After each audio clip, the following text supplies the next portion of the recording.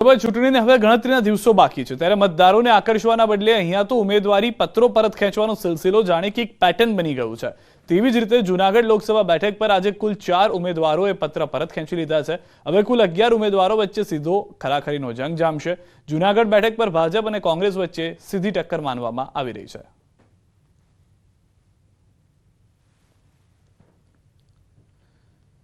રાજકોટના આજી ચોકમાં ક્ષત્રિય સમાજના કાર્યાલયની શરૂઆત કરાઈ। ક્ષત્રિય આગેવાન પીટી જાડેજાએ રૂપાલાના વિરોધમાં શહેરના તમામ 18 વોર્ડમાં કાર્યાલય ખોલવાનું નિવેદન આપ્યું। સાથે જ આગામી કાર્યક્રમોની પણ માહિતી આપી। ક્ષત્રિય સમાજ રાજ્યમાં 7 ધર્મરથ કાઢવાના છે, ત્યારે રાજકોટમાં 24 તારીખે ધર્મરથ નીકળશે। પીટી જાડેજાએ આ વિરોધ કાર્યક્રમને સ્વાભિમાનની લડાઈ ગણાવી।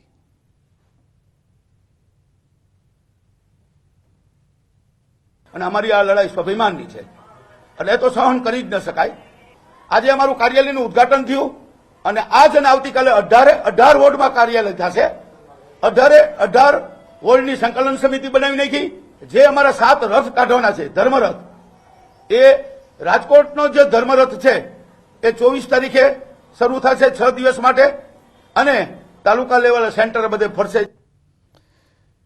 ક્ષત્રિય સમાજની નારાજગી વચ્ચે ભાજપનું ડેમેજ કંટ્રોલ શરૂ થયું છે। મુખ્યમંત્રી ભૂપેન્દ્ર પટેલ કચ્છના પ્રવાસે છે, ત્યારે માતાના મઢમાં શીશ ઝુકાવ્યું। મુખ્યમંત્રી આશાપુરા માતાના દર્શન કર્યા। સીએમએ સ્વખર્ચે માતાજીને સાડી, ફુલહાર અને તલવાર ધરાવી। મા આશાપુરાને પ્રસાદ ભોગ અર્પણ કર્યા, તો મંદિર ટ્રસ્ટે પણ મુખ્યમંત્રીને કચ્છી શાલ ઓઢાડીને સ્વાગત કર્યું અને માતાજીની છબી ભેટ આપી। તો અમરેલીના લાઠીમાં રાજપૂત સમાજનો સંવાદ કાર્યક્રમ યોજાયો। ક્ષત્રિય સમાજના કાર્યક્રમમાં ભાજપ નેતાઓએ હાજરી આપી। રવિવારે નારણગઢમાં યોજાયેલા કાર્યક્રમમાં ઇફકોના ચેરમેન દિલીપ સંઘાણી, ધારાસભ્ય જનક તળાવિયા સહિતના આગેવાનો ઉપસ્થિત રહ્યા હતા। દિલીપ સંઘાણીએ રજવાડાના યોગદાન અને સમર્પણની વાત કરી, સાથે જ ભાવનગરના મહારાજા કૃષ્ણકુમારસિંહજીના જીવન પ્રસંગને રજૂ કર્યો। તો ગૃહ રાજ્યમંત્રી હર્ષ સંઘવી અને સંગઠનના મહામંત્રી રત્નાકરજીએ ભાવનગરની ઓચિંતી મુલાકાત લીધી। ભાવનગરના ક્ષત્રિય સમાજના આગેવાનો અને ભાજપના ક્ષત્રિય નેતાઓ સાથે હર્ષ સંઘવી અને રત્નાકરજીએ બેઠક યોજી। આ તરફ ગઈકાલે રાજકોટમાં હર્ષ સંઘવીની ઉપસ્થિતિમાં મળી બેઠક, જેમાં સંગઠન મહામંત્રી રત્નાકર પણ હાજર રહ્યા, સાથે ભાજપના ક્ષત્રિય નેતાઓ પણ હાજર રહ્યા।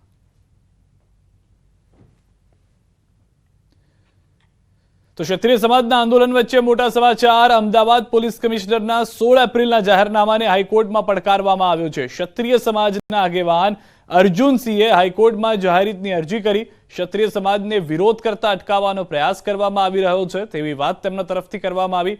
રૂપાલાના નિવેદન સામે અત્યાર સુધી શાંતિપૂર્ણ પ્રદર્શન થઈ રહ્યું છે। રાજ્યમાં ક્યાંય પણ વાતાવરણ ડહોળાય તે પ્રકારે આયોજન નથી થયું।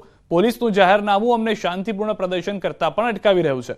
રૂપાલાના નિવેદનને રાજપૂત સમાજની શાખને હાનિ પહોંચાડી, ફ્રીડમ ઓફ એક્સપ્રેશન સહિતના અધિકારો છીનવવામાં આવી રહ્યા હોવાનો અરજીમાં ઉલ્લેખ। માત્ર ઇમરજન્સી સંજોગોમાં જ કલમ 144 હેઠળ આમ કરવાની સત્તા છે। અમદાવાદ પોલીસના જાહેરનામા અંગે યોગ્ય નિર્ણય લેવા હાઈકોર્ટમાં દાદ। ટૂંક સમયમાં હાઈકોર્ટમાં સુનાવણી હાથ ધરાશે।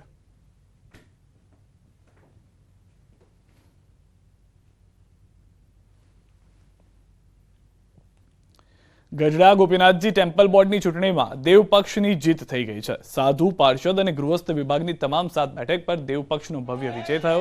ચૂંટણી અધિકારીએ તમામ ઉમેદવારોને વિજેતા જાહેર કરતા દેવપક્ષના સાધુ સંતો અને હરિભક્તોમાં ખૂબ ઉત્સાહ જોવા મળ્યો। વિજેતા ઉમેદવાર અને સાધુ સંતોએ ગોપીનાથજી મહારાજની જયના નારા લગાવ્યા। ટ્રસ્ટના નિયમ મુજબ દર 5 વર્ષે ગોપીનાથજી દેવ મંદિર ટેમ્પલ બોર્ડની ચૂંટણી યોજાય, જેમાં દેવપક્ષ અને આચાર્ય પક્ષ વચ્ચે જંગ જામે।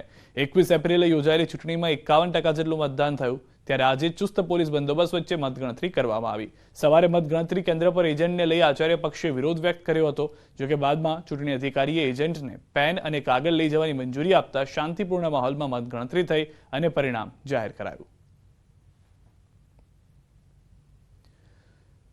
ટેમ્પલ બોર્ડની સાધુ બેઠક પર શાસ્ત્રી હરજીવન સ્વામીનો 107 મતે વિજય થયો છે।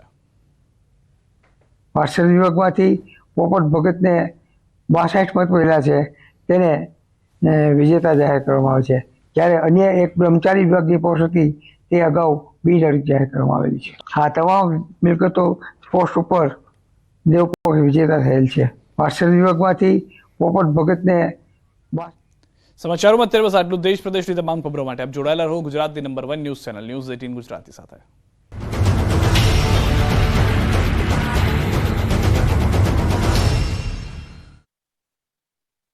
यार गे ચૂંટણી પ્રચાર શરૂ કર્યો અને ચૂંટણી પ્રચારમાં મનસુખ માંડવિયાના ધર્મપત્ની પણ જોડાયા.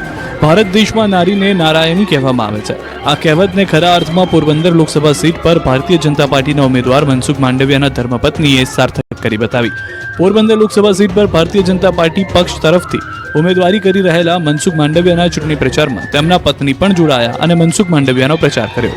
મનસુખ માંડવિયાએ આ બાબતે જણાવ્યું કે એમના ધર્મપત્ની લોકસભા સીટ પર ચૂંટણી પ્રચારમાં એમની સાથે જ હોય છે અને ભારતીય જનતા પાર્ટી દ્વારા મહિલાઓ માટે જે યોજનાઓ અમલમાં મૂકી છે તે બાબતે અને સ્ત્રી સશક્તિકરણ વિશે તેઓ મહિલાઓને માહિતગાર પણ કરી રહ્યા છે.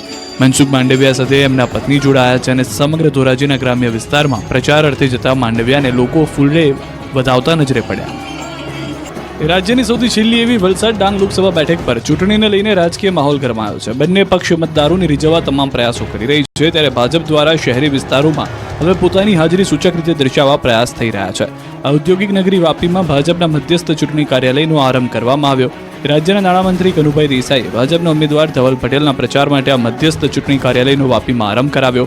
આ પ્રસંગે વલસાડ જિલ્લા ભાજપના અગ્રણીઓ અને કાર્યકર્તાઓ સૌથી મોટી સંખ્યામાં લોકો પણ ઉપસ્થિત રહ્યા. મહત્વપૂર્ણ છે કે વલસાડ જિલ્લો આદિવાસી વિસ્તાર અને શહેરી વિસ્તારોમાં વહેંચાયેલો છે. આથી આદિવાસી બહુમતી વિસ્તાર ધરાવતા જિલ્લામાં મોટાભાગે પાર્ટીઓ આદિવાસી વિસ્તારો પર વધારે જોર મૂકે છે. જોકે પરિણામો શહેરી વિસ્તારના મતદારો નક્કી કરતા હોવાથી બંને પાર્ટીઓ શહેરી વિસ્તારમાં પોતાની હાજરી સૂચક રીતે દર્શાવવા અવનવા પ્રયાસ કરે છે. જેના ભાગરૂપે ભાજપે જિલ્લાના સૌથી મોટા શહેર એવા વાપીમાં ચૂંટણી કાર્યાલયની શરૂઆત કરી હતી. આ કાર્યાલયથી નાણામંત્રીની આગેવાનીમાં વાપી અને આસપાસના વિસ્તારમાં ભાજપના ચૂંટણી પ્રચારનું સંકલન કરવામાં આવશે અને કાર્યકર્તાઓ ઘરે ઘરે જઈ ભાજપ ઉમેદવાર ધવલ પટેલ માટે ચૂંટણી પ્રચાર કરશે. કાર્યાલયના આરંભ વખતે નાણામંત્રી કનુભાઈએ આ વખતે પણ વલસાડ બેઠક પર ભાજપ જંગી લીડથી જીતશે તેવો આત્મવિશ્વાસ વ્યક્ત કર્યો હતો. કપરાડા વિસ્તારમાં વાયરલ થયેલા એક નકશાએ ચર્ચાનું બજાર ગરમ કર્યું. વાયરલ નકશામાં કપરાડા વિધાનસભા મતવિસ્તારમાંથી સરકાર દ્વારા મોટી નહેરનો પ્રોજેક્ટ લાવવામાં આવી રહ્યો છે અને આ વિસ્તારમાંથી રેલવેની લાઇન પણ પસાર થવાની હોવાનો એક નકશા સાથે દાવો કરવામાં આવી રહ્યો હતો. જો કે આ સમગ્ર મામલે તપાસની માંગ થઈ હતી. આ દરમિયાન કલેક્ટરે આ મામલાને ગંભીરતાથી લીધો અને જણાવ્યું કે વાયરલ થયેલો નકશો અને દાવા બંને ખોટા છે. લોકોને ભ્રમિત કરવા સોશિયલ મીડિયામાં અફવા ફેલાવવામાં આવી રહી હોવાનું કલેક્ટરે જાહેર કર્યું. તેઓએ લોકોને એવી પણ અપીલ કરી કે આ નકશાને સાચો માનીને લોકો ભ્રમિત ન થાય. મહત્વનું છે કે નકશો વાયરલ કરીને એવો પણ દાવો કરવામાં આવ્યો હતો કે રેલવે અને નહેરને કારણે આજે હજારો આદિવાસીઓના ઘર અને જમીન સંપાદન કરવામાં આવશે. લોકોમાં પણ આ નકશાને લઈ પોતાની જમીન અને ઘર અંગે ડર સતાવી રહ્યો હતો. આ નકશા મુજબ માત્ર લોકો જ નહીં પરંતુ ધારાસભ્ય જીતુભાઈ ચૌધરીનું ઘર અને જમીન પણ જઈ રહી હોવાનો દાવો થયો હતો. વિવાદ વધતા કપરાડાના ધારાસભ્ય જીતુ